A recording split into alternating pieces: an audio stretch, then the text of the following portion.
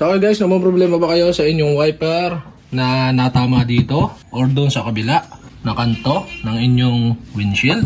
So okay, paano nga ba ito i-adjust? Halimbawa, natama dito sa part na to. So paano nga ba ito i-adjust? Ang gagawin lang natin, punta lang kayo dito. So remove nyo lang ito yung cap.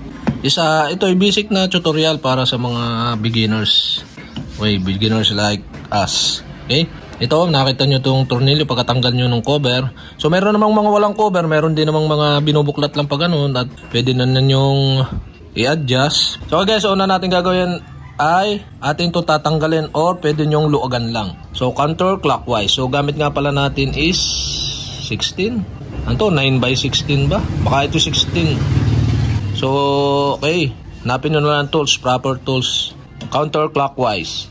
Ayan guys, pagka pihit nyo ng kaunti, so luog agad yan, pwede nyo nang gamitin yung kamay. So pwede nyo tanggalin to, so adjust lang naman natin, or pwedeng hanggang dyan lang, nakaangat lang ng konti. So ganyan na lang natin, din natin tatanggalin para hindi biglang umano yung yung arm natin. Okay, pagtatanggal nito is, uga-ugain lang natin, yan, umangat na. So try mo kaya natin pakita natin yung pinakang doon sa loob yan. Yan, ito guys, yun Kita nyo may thread. So doon naglalak. Ito. Kaya kung paano natin ito in-adjust, halimbawa in-adjust natin pa ganun. Yan, nandito sa gitna, pwede sa ibabaw. Yan. Depende sa adjust na gagawin nyo. So pero kalimitan dito lang siya. Yan. Tapos susuot lang natin uli. Yan. Adjust lang natin ng konti pa ganun. Yan. Tapos suot lang natin.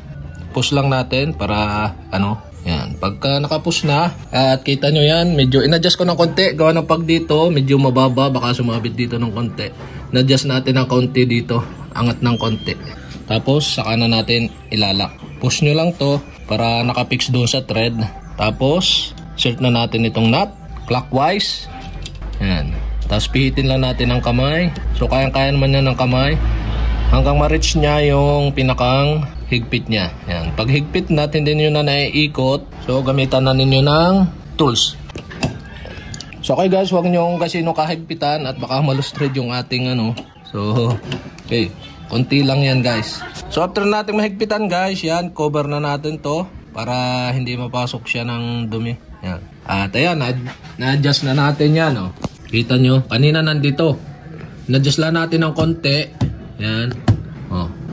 Para once na umikot ito, hindi siya nagsasabitan yan. So, ang proper na wiper nga pala natin, kung ano yung tinanggal nyo, halimbawa size 22, yun din ay kabit nyo. Para hindi magbanggaan. Ito. So, ma-search nyo naman kung anong model ng sasakyan nyo at yung size ng wiper nyo para hindi nagbabanggaan. So, okay, kapag nabangga sa ganito, sa ganon, so ito ang solusyon, adjustment dito. So, napaka-basic lang nito. Sana nakatulong itong video na to sa mga baguhan at namang problema sa kanilang wiper. So, okay guys, hanggang dito na lang ating video at see you for my next video tutorial like this. Okay, salamat sa panonood.